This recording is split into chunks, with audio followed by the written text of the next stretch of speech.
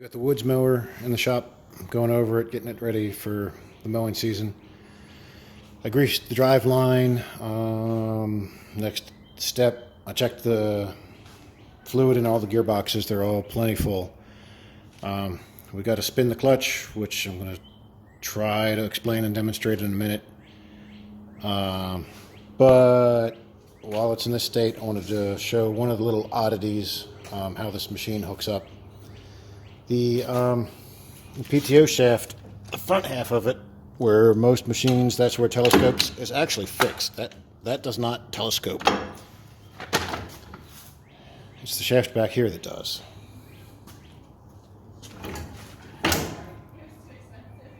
So that makes it a little bit interesting to hook up. Because you have to guide this in as you're pulling it. There's no way I can do it one-handed. But some little important details for hooking this thing up. I've seen in the past where, because the hitch here is fairly wide, I've seen it where the pin made it through the top, the tractor drawbar, and then actually came out front here and was not through the bottom hole in the mower drawbar. And it's very important that you have it down there, because when it lifts, you need to have the pin in and not being scissored out. What's missing right now, you should have a cotter pin in the bottom, or a hairpin rather. And when you put it in, push it in all the way. I'll find one and show you. But I'm not going mowing with it, so I'm not worried about that. Another thing that's important, the jack that lives here, it can be swiveled over and stored in this position, but don't do that. There is a storage position for it back here, where it is safely out of the way. You'll notice the top of the jack is all beat up and smashed because it was stored here. And the same thing that beat up the top of the jack when it was stored there is also what bends this shield, and that's this 3-point arm. You want to have these up anyway, but also, more importantly, be aware not to turn this machine too sharp. I mean, nothing with a PTO shaft should be turned very sharp anyway, because you'll destroy the shaft. But this, as you can see, there's been a lot of contact between this and this. And the jack, if you don't put the jack where it belongs. So here's what it looks like hooked up. The pin. Alright, because this is going to be in the tall grass as you're cutting, oh look, it can knock the pin out. So the trick, put it all the way in. Now that is not going to come out on its own. And yes, it's a pain if you got to pull it out. A little trick for that, hold on, you just need a little assistance. Just find yourself some baler twine. There's probably some wrapped around an axle somewhere. Oh no, surprisingly not. But anyway, there's baling twine everywhere, or some kind of rope of some sort. Put it through, and then snatch it out. Okay, for operating the woods mower, first make sure you're hooked up correctly. I mentioned in another video, make sure the pin goes through all 3 points where it's supposed to. Hairpin all the way in so that the grass doesn't pull it out. PTO shaft is locked in place. Remember this, this whole works slides back here.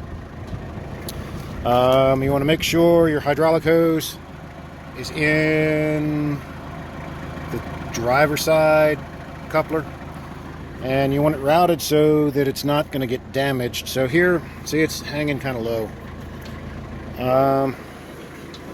This is something that just may need some tweaking. May need a zip tie out to there or something, because you don't want it dragging on the ground, but you also certainly don't want it wrapping up in the drive shaft.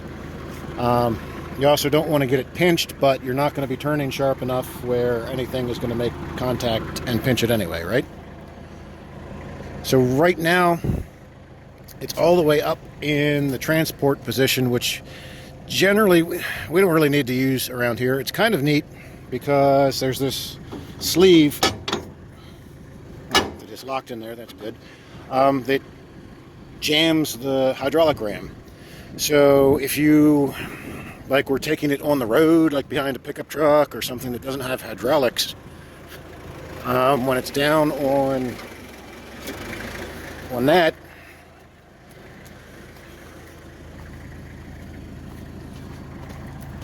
so see, this is locked in. It's not going anywhere. You don't need, it's not relying on hydraulic pressure. There. All right, maybe there's a little pressure. But as you can see, it's still sitting up with plenty of ground clearance. But obviously you're not going to mow that high. And to be honest, unless you're crossing a ditch or you know you're going over a rock or something, there's really not much need to change the height to, you don't really need to lift it up much. You do need to lift it up to get the transport lock out of it.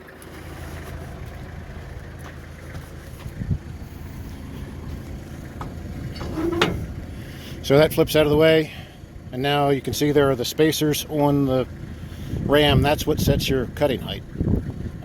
If you need to add and make it higher, you can put this one more on there or take them out. The thing to remember, because there's like geometry and stuff involved and angles and stuff, adding an inch here or changing an inch here is going to change the height more than an inch, like significantly. I don't know how it's set. I haven't run it in a long time, but generally we don't mess with it too much. It's probably high enough that you can even run down the driveway with it all the way down.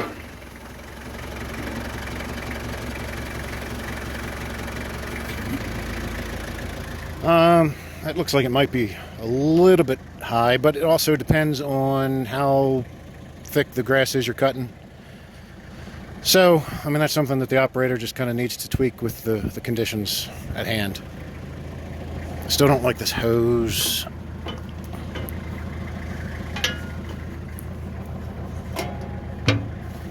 I don't know. Yeah, it probably needs a zip tie right there would be good. I don't know if I have one or not.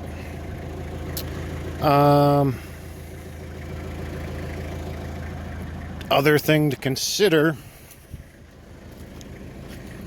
right now, we're not really set up for mowing because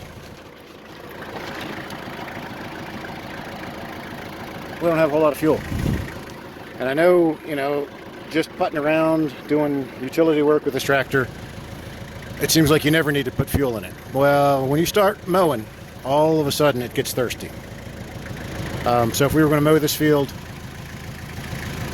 yeah, we would definitely want at least half a tank. The other important consideration, generally speaking, we're going to be mowing in low range. Is here where the turtle is. Just because you're going to be running, wide open, 2300 RPM, you don't want to be bouncing the mower off the ground. Plus, you're not going to get a decent cut. But generally speaking, low range, and then depending on the conditions, usually third or fourth in low range. You may run into a situation where you're cutting something that's really, really thick, or you're on super rough ground like the parking field out front, where you've got to be all the way down in low and first. And yeah, it's tedious going that slow, but you got to do what you got to do. I mean, it's generally the ground and the grass conditions are going to dictate your speed. So we got the mower sitting down. We're ready to engage the PTO. We're still idling for now. We put the PTO in. You are engaging a clutch. You don't want to be halfway, but you don't want to just slam it in. So you just kind of want to be deliberate. You'll feel when it starts to catch and bog down the motor. And if you slam it on, you may stall out, and it's just hard on things. If you take too long, then you're wearing things out. So start engaging. Hear the motor, and it's spinning, and now we push it all the way up. Once it starts spinning, it's engaged, then that's when you want to put it all the way up. See, we're spinning. You got the indicator on the dash telling you that the PTO is engaged. And then throttle up.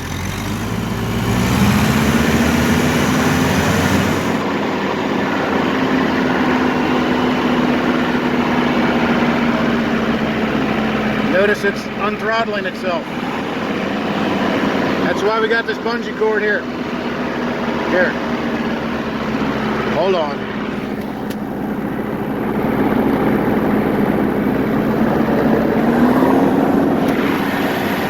There you go.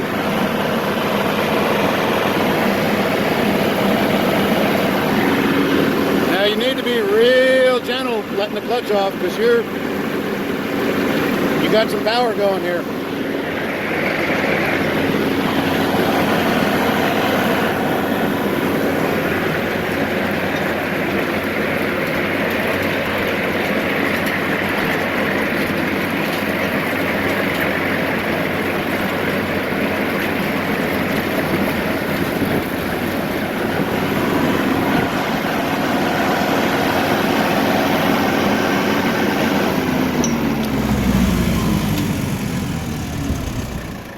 So when you stop,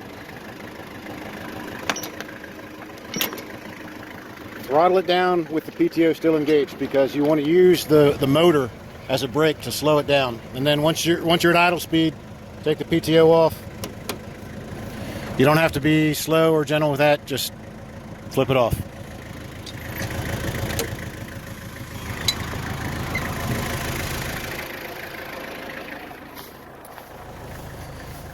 We're looking at our cut height.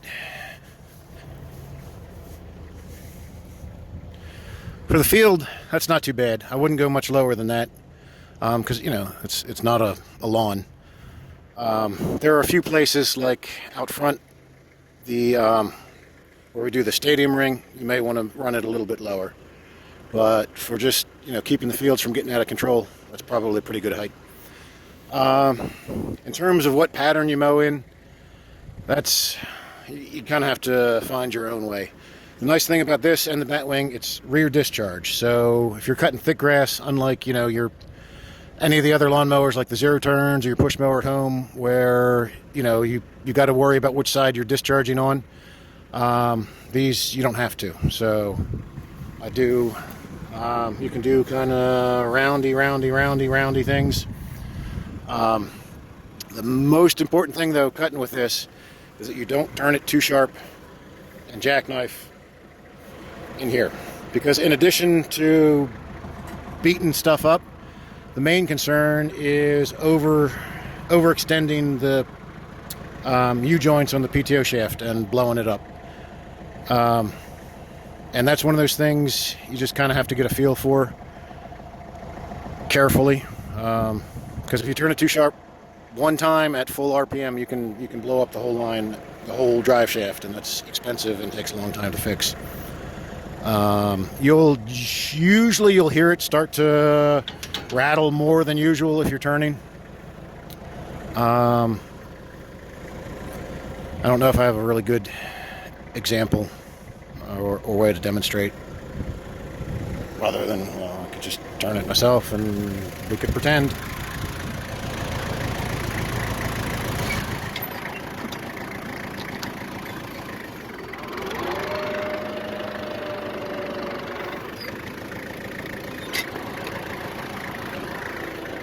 I wouldn't take it much sharper than that while you're running.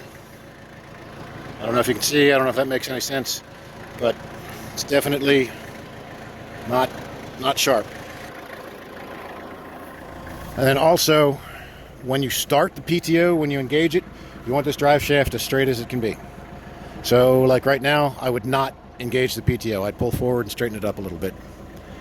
Another thing to be mindful of when you're starting and stopping and changing direction, remember you're running at full RPM. So you got to be careful in the clutch. You don't want to dump it, obviously, but also you don't want to burn it up. So if you do have to back up, put it all the way in first. There's no need to go fast backwards, because you're more likely to ride the clutch, and you don't need to back up fast anyway. I really wish all of these tractors, I wish the reverse was geared a lot lower than they are. So that's all I can think of off the top of my head. Good luck. Be careful. All right, you finished mowing. It's time to put the mower away. Now, Amy likes leaving equipment parked out in the field, hooked up, so you can just pick up where you left off the next day.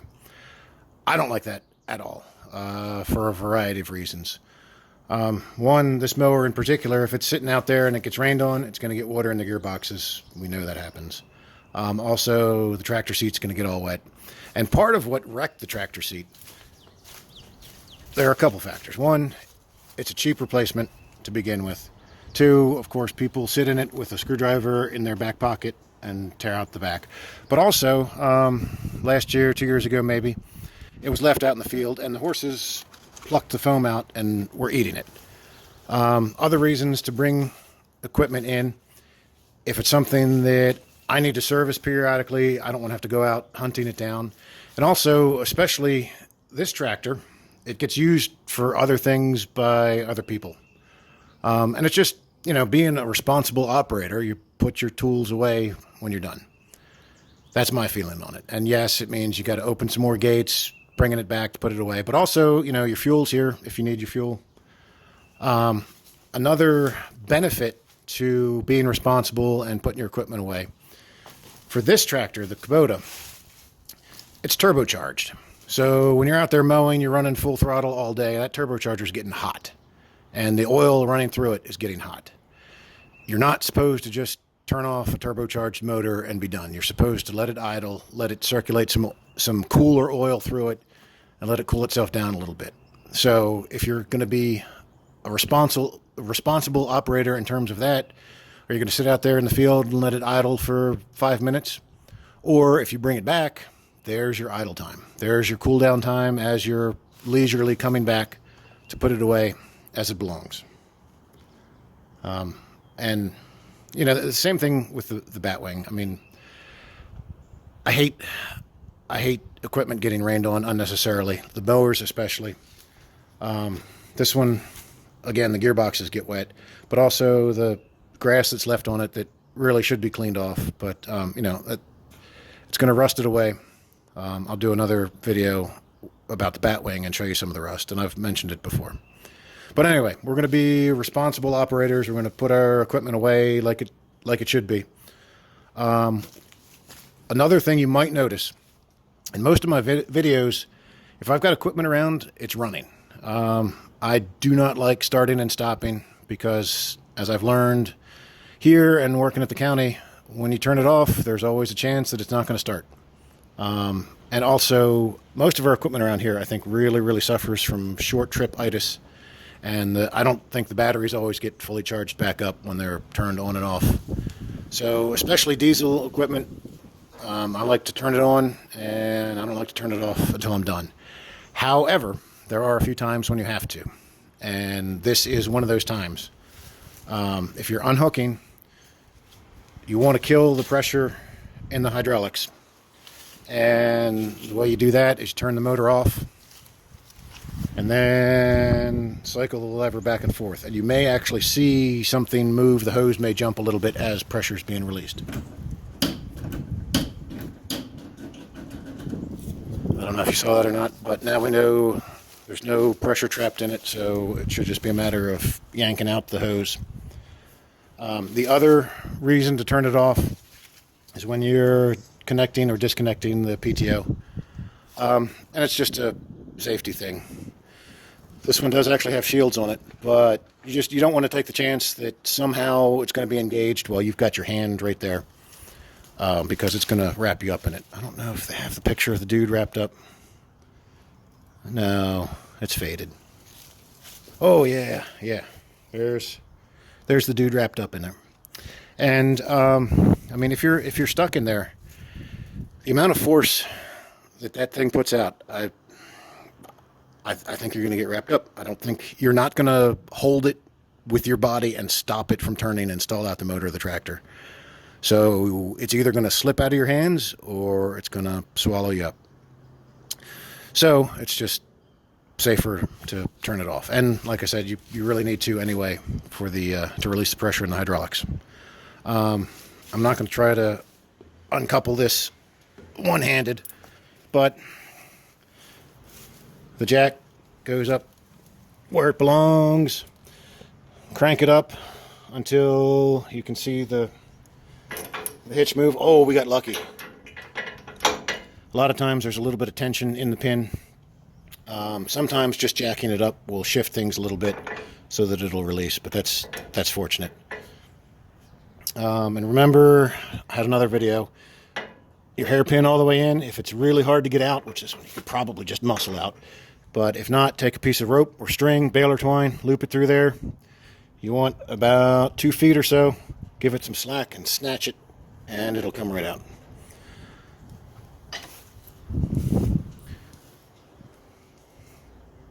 So, I don't know. I can't think of anything else off the top of my head. I can certainly make an addendum if we need to. Even though it's probably going to make me sneeze, I blew last year's grass off of it just to sleep better at night. It's not perfect, but certainly better than it was.